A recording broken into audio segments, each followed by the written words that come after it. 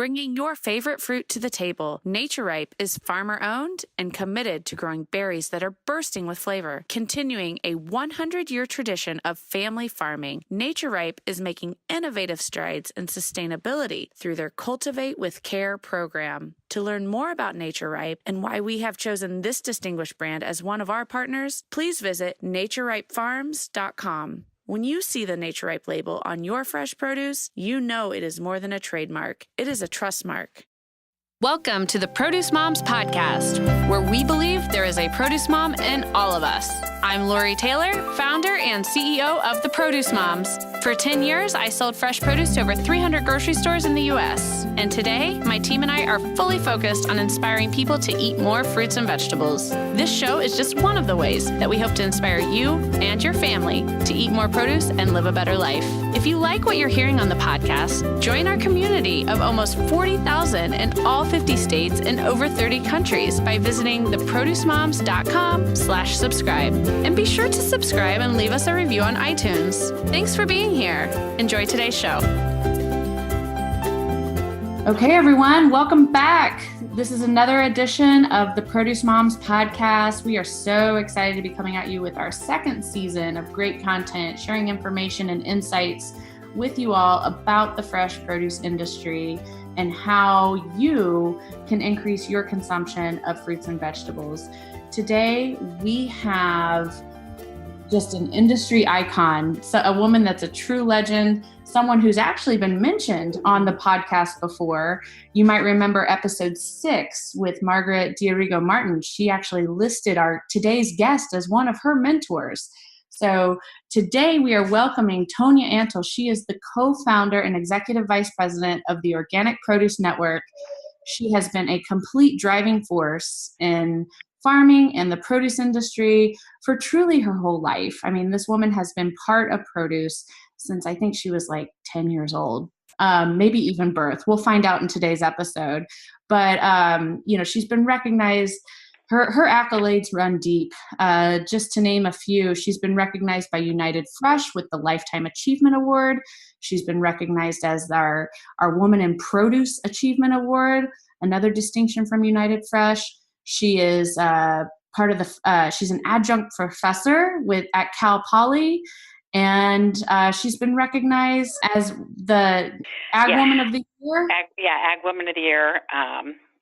Right here in Monterey County. Yes. So the recognitions and distinctions run deep. And I just selfishly have to add someone that I consider a true role model for myself, and a woman who has certainly served as a mentor and example to me as I pave my way to leaving my mark on this industry. Tonya, welcome. We are just so glad, so honored, so humbled that you are here. Well, thank you so much, Lori. It is such an honor to be included in your podcast and talking to your listeners about one of my favorite subjects, which is organic produce, and a little bit about women in our industry as well. I am honored to be selected to be a part of this today and hopefully impart some wisdom and share some thoughts about our industry as well as organics more specifically. Yeah, absolutely. Well, if someone were to ask me how to describe Tonya Antle, very loaded question that would be, but I think that I would just say, well, she's the queen of organic produce in America. I think that's what I would say. Well, thank you. I think another word would be passionate. I'm passionate about our category. When I started in the organic industry, I was a young mother wanting to serve a healthy option for my family. And I lived in the central San Joaquin Valley where there was very limited supply of organics. So I would put my kids in the car once a month and we would drive over the hill to Los Angeles to then Mrs. Gooch's, which is the original one of the stores that was purchased by Whole Foods. And we would freely shop the whole store and not worry about, what labels said, and pack it all in and put it in the freezer and, get as much fresh organic as possible and then come back home. So my thesis was, if I am doing that, driving 2 hours to go to the closest access to organics. There must be other young mothers that feel the same way. So that's what started me on my path of making organics available and affordable to consumers across the country. It's amazing. Tonya, when approximately was that? What year?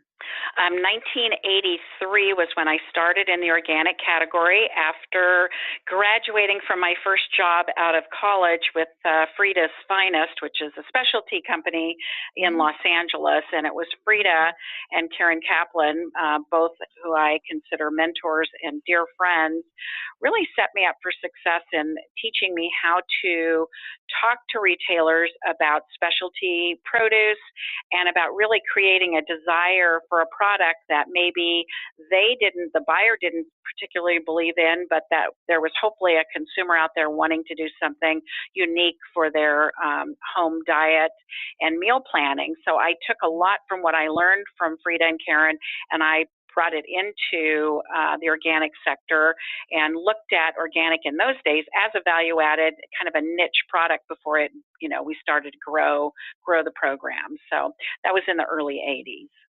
It's amazing. And, our listeners might remember we had Alex Jackson Berkeley from Free Produce in season 1. She was episode 3, actually, of season 1. And we talked extensively about the specialties category and, really the trailblazing role that her grandmother Frida, as well as her mom Karen, have on the industry. And you guys, Tonya is right there in that she's running that same race with these women who have truly not only changed the industry and changed your grocery shopping experience, but she's also changed the career pathway that aspiring young professionals like myself have. So this is very exciting to have you on and to hear more about how, Tonya, if you look at the data about organics and how it's the fastest growing category within the produce department, really that, after learning more about your impact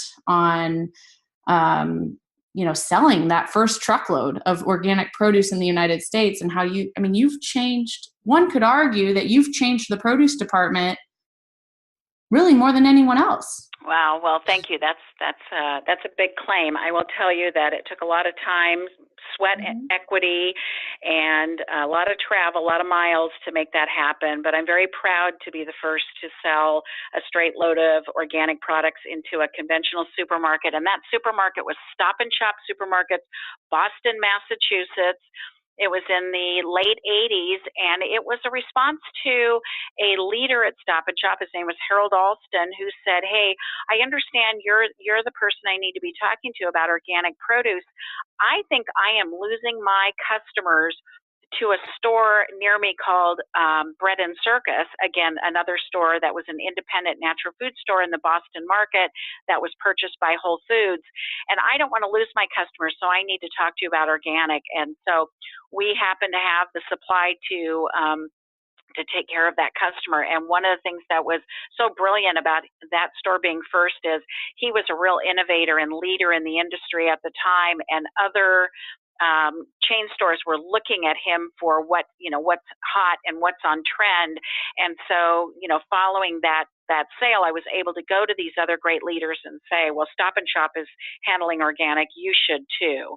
So there were a few years of getting no's at, retail. And then once Harold said yes, the doors started to open. But yeah, I can say I got my platinum mileage card early on in in this work.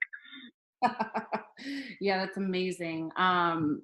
It's truly unbelievable. You actually told me this story about selling that first truckload of produce. We were actually just serendipitously ended up in an Uber at the United Fresh convention in Chicago. We just ended up sharing an Uber. It was me, you, I believe Caitlin Antle Wilson was there, and then a gentleman from Festival Foods out of Wisconsin. We were all sharing this Uber together, and oh man, it was rush hour in Chicago. So we had the good fortune of being stuck with you in this traffic. So you were telling the story. It really helped me understand. I'm so glad you shared it today on the podcast. Thank you. Well, thank you. Well, Yeah, you know what, sharing. Lori, you just described to your readers or listeners, you just described a lot of what is so cool about our industry. We're a lot of hardworking farmers and marketers and sellers of, we sell health, we sell lifestyle, we're selling fresh fruits and vegetables, getting consumers into the produce department. And then once you're in the produce department, you have such a vast, beautiful array of color and texture and selection. And within that, you've got organic and you've also got very healthy conventional products. And we're all friends and competitors, and I just think that's what makes our industry so, this is a perishable industry, it's alive, and so we all feel like we need to be alive each day and have the passion about what we do. So sharing that, we all learn from each other. And I just want your listeners to understand that when they go into the produce department, there are farmers behind that product, there are marketers, there's sellers, there's repackers, there's a whole big industry that makes this happen. So it's so conveniently on their shelves every day. And how cool is that?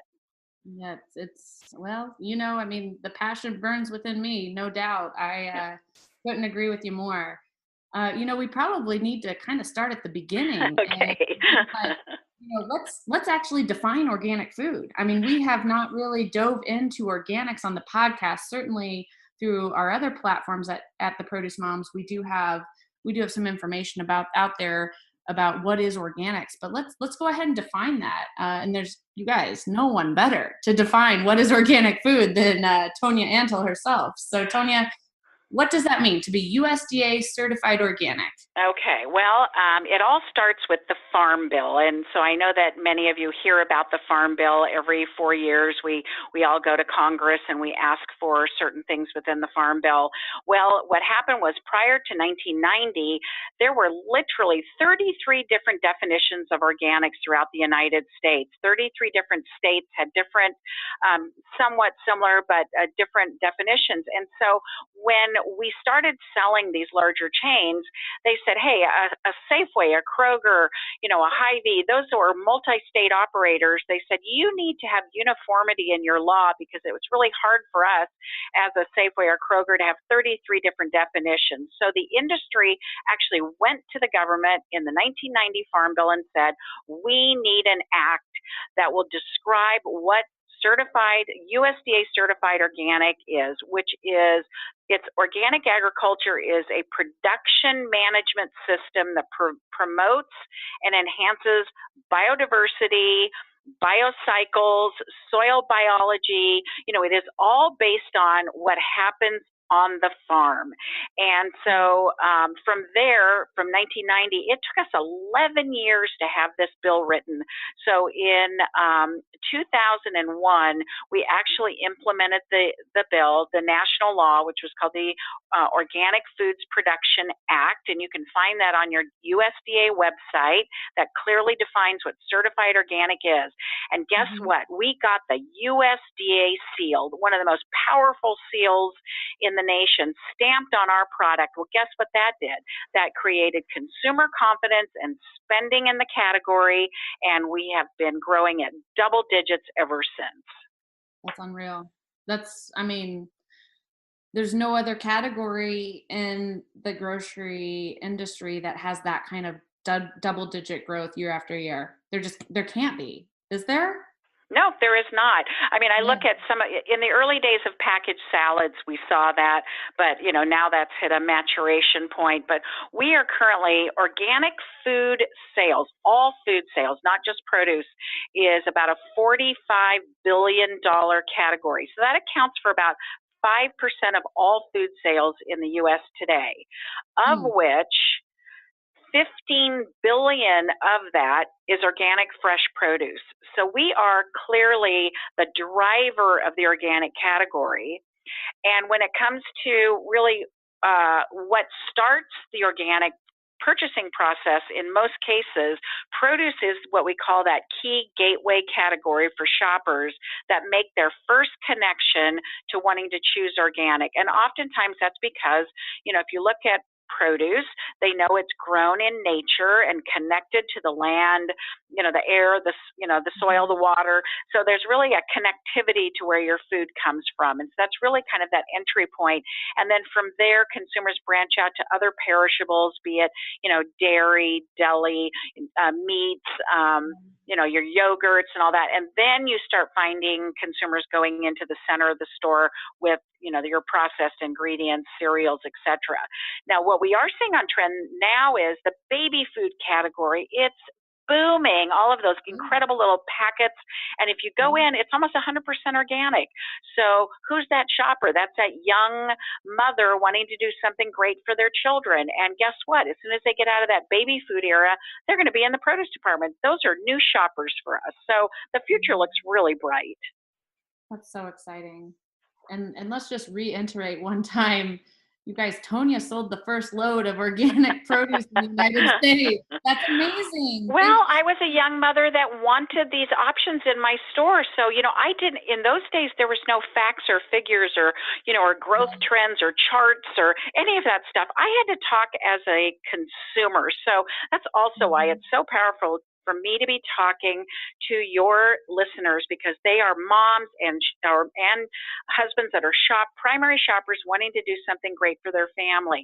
You have the power as a consumer to voice your needs and your opinions at your store level. Go into that produce department and tell them what you want. Go up to that, information counter and voice. You have a power because you're voting with your dollars and you have choices. If you're not happy with that store, you can choose another format. Because guess what? Organic is now in every format across the country. We're in box store. We're in specialty stores. We are in private label. We're in home delivery. We're everywhere. So you've got a choice as a consumer, and that's very powerful. Yeah, no, it's amazing. It really is. And your role in the entire category growth it's truly profound. So let's talk a little bit about, the organizations that you've been part of in this industry. You spoke about your early days as a produce industry professional at Frida's. And if I understand correctly, your next stage, which is where you actually sold that organic produce, was that at, where was that at? Was that at Earthbound Farm? No, prior to that. So Pavich Family Farm. So it was my brother-in-law that really introduced me to what organic produce was all about. We were shipping table grapes, so grapes that you'd find in the produce department, flame seedless, Thompson seedless.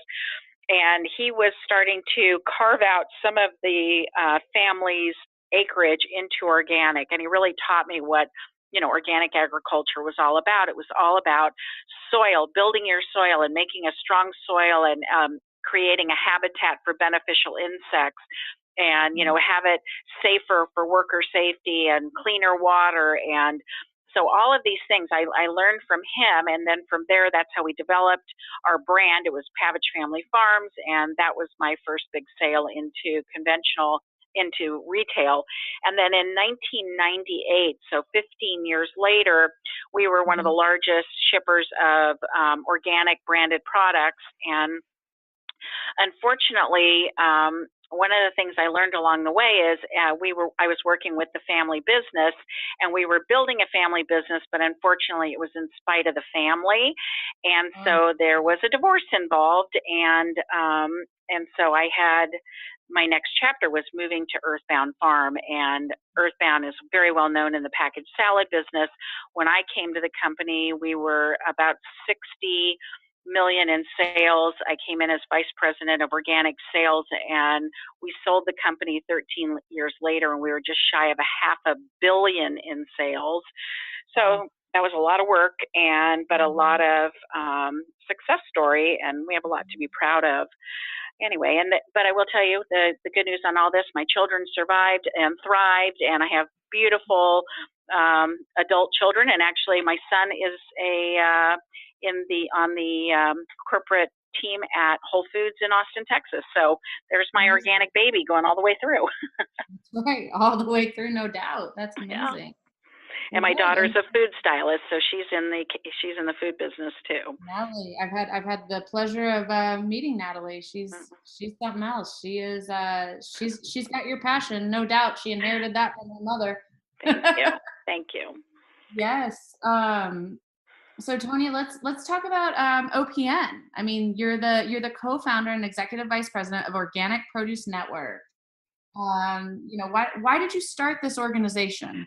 Well, I thought I had another chapter in me. After we sold Earthbound, I went into a 5-year non-compete, so I had time to become a community volunteer and work on my tennis game. And my husband and I were doing some boating in the intercoastal waterways of the East Coast. And I was approached by my partner, Matt Seeley, who said, "Hey, what do you think about this?" We really both sat down and said there was an opportunity or a gap for a go-to resource and a voice for all things related to organic produce.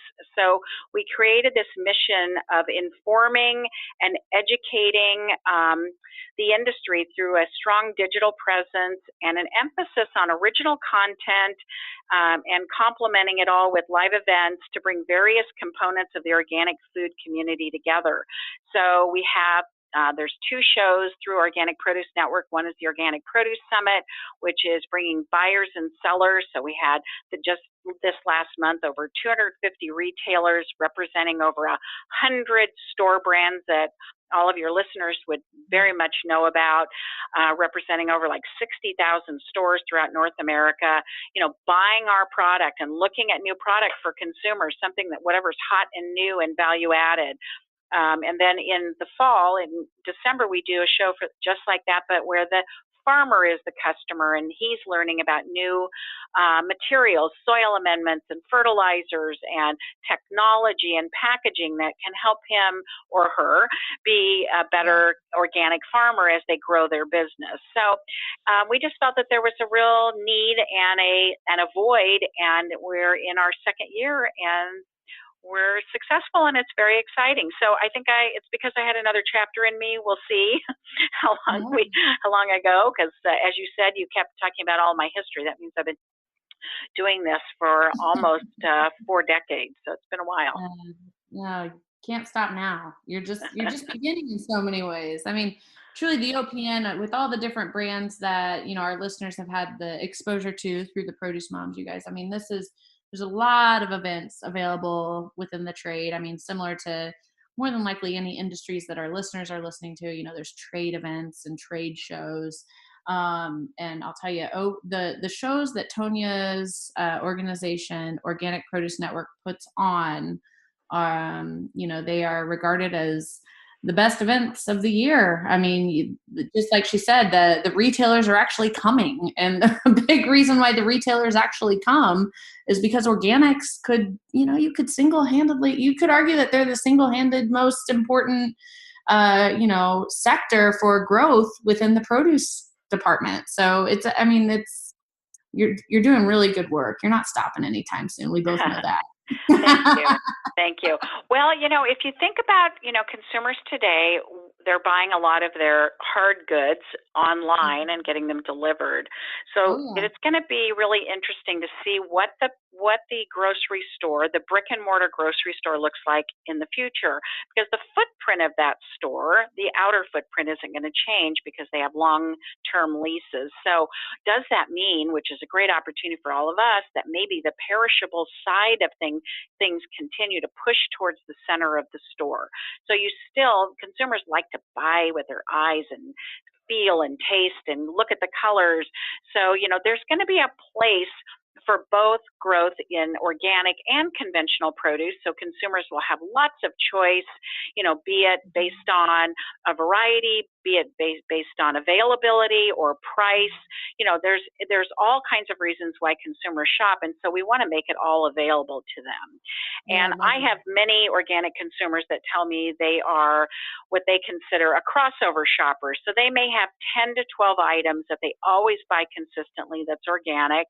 And then the second set of that list, maybe not, maybe because it's got a thick peel like an avocado or a pineapple, or things where they feel like I'm not going to eat the outer layer, so I can choose conventional.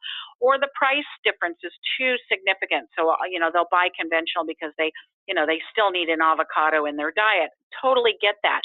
I think what's so important for all of us in this industry is get everybody out of the grocery aisle and into the produce aisle eating, healthy, natural, clean food. And at that point, then you can educate yourself on what do you feel comfortable with for your diet that's organic versus conventional. I think they can live hand in hand. No, I agree with you. I'm so glad you brought that up, because we embrace the mission at the Produce Moms, actually, of, hey, you guys, the produce department's a guilt-free zone. We just want you eating more fruits and vegetables. And what a wonderful place that we live in, where, to your point, you can source organically grown and conventionally grown produce. And now most grocery stores even have a section dedicated to locally grown too, which, you guys, that locally grown can be organic or it can be conventional. They're not USDA certified organic, like Tonya said at the beginning of this episode. It is that's a defined style of farming. So there's a dedicated seal to that. But right. And if you want that, look for the label. And so right. I think your first decision tree is, where do you like to shop, which typically is in your flight pattern. These are time-pressed shoppers with a certain amount of time every day to get in and decide what they're going to feed their family. So what's the closest store that the brand they trust? And then when they get in there, you don't spend that much time in the produce department. So what are you going to choose that, it looks fresh on or is on promotion, or it's going to fit your menu planning for that day? So make a lot of choices. And so if you do choose and vote your dollars for organic, then we should do a better job at making sure that what we provide for you is the best possible organic. 100%. And you do. I mean, and every farmer that's producing organically grown produce, that's their goal. They want it to be the best possible choice for us all. So, Tonya, I do want to talk about your TED Talk, because you guys, and we'll make sure that we link Tonya's TED Talk into our show notes. The title of your TED Talk really speaks for itself. Why stop here? Well, again, I had taken that, time out from my 30-plus year career and said, how do I give back? And a lot of my volunteer work up until that point was industry related. And so I really took the time to say, where do I want to put my time, my talent, and my treasure in my local community? And it just came full circle to me that my work would be done with the kids that come from farm worker families, because that's, we have all made a good living here in the agricultural area, and farm workers, without them, we're nothing. And we look at it as a reverse, org chart, where our employees come first. And so how do we help those kids? And we interviewed 18 young ladies in the South County of our area and said, really, what do you need? And they said, there is no health care anymore, education in our school systems anymore. And we are afraid that we're going to, get pregnant, maybe end up in a gang, drop out of school and not graduate. And so, they had huge hurdles to jump over. So we gave these initial 18 young ladies access to information about, self-esteem and healthcare and leadership and just all these great qualities. And we did this through the Community Foundation of Monterey County. And what we found was that these 18 girls, not only did they grow, but they flourished. And all 18 of these girls graduated from high school, 17 of which went on to college. Unfortunately, we lost one to cancer. So when we asked these kids, what made the difference? And it's like, we had this power of this collective group of young women that were learning together and growing together. And we all looked at each other and said, why stop here? And so that was such an epiphany for me. So through that, we built this organization called the Girls Health and Girls Hands Initiative. We now serve over 600 girls and growing on an annual basis here in Monterey County, of which a majority go on to not necessarily four-year university, but at least junior college, technical schools, and I have some kids in Stanford and in Berkeley, and and we're now doing a scholarship program. We are changing lives. And what is so cool about that is they come back to the community and they strengthen the community. And I firmly believe when you empower a young woman, you empower a family, which changes a community. And so big goals there, but we're seeing it proof positive, and so that really excites me. Wow. No, that brings chills to me. And so, Tonya, you certainly, you've made quite the impact with what you've done with the endowment campaign for the fund, and really your grassroots involvement with not just the work that you're doing in Monterey County, but also the work that you're doing within the produce industry. I will say to all of our listeners today, those of you that listened to episode 1, where I talked about my journey, Tonya, I don't even know if you remember this, but I texted you on the day before I went in for like my big negotiation meeting to buy the Produce Moms from my former employer. And you were enjoying a day on your boat. and you texted me back and you said, here's what I'm going to tell you, Lori, if you don't ask for it, you won't get it. That's right. You don't get what you don't ask for. And it's so powerful because, you knew in your heart that you could do it, but you just needed a little nudge. And so I just think this is such a good point for the listeners of your podcast is you need mentors, you need sponsors, but you also need great friends that, you trust in that can help give you that encouragement. And so I say seek that out within your own life, even if you're not a professional woman, if you're, or a man, if you're a stay-at-home parent, you still need that network of people that help lift you up and inspire you and give you the encouragement. I also think, and one of the things I wanted to share is take time for yourself. We are all so busy being that provider or mom or husband or, but what are you doing for yourself? And when you find that time for yourself and create some balance in your life, you're going to be a better partner and a better mom or dad or, or a better employee. So it's easier said than done. I didn't do it in my 30s. I was a disaster in my 30s because I was so busy working and with the kids and, the marriage and the whole catastrophe.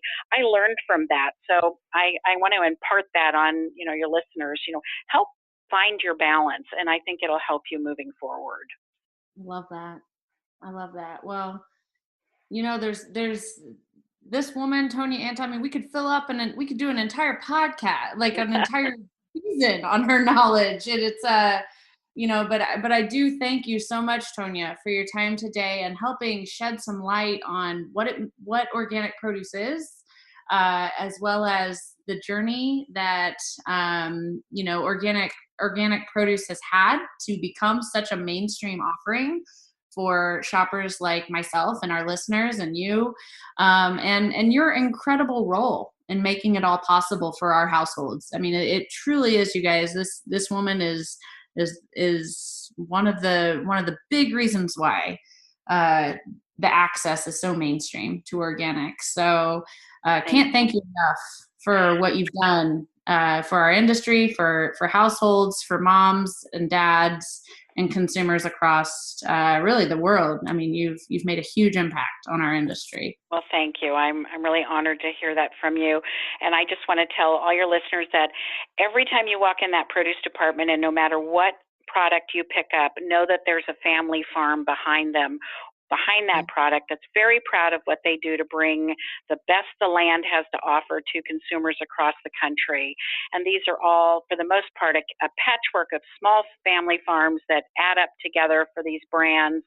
And so know that there's a face and a family behind it. So go and enjoy that food, but know that it comes from someone with passion to work the land for you. Oh, that's so good. And that's so true.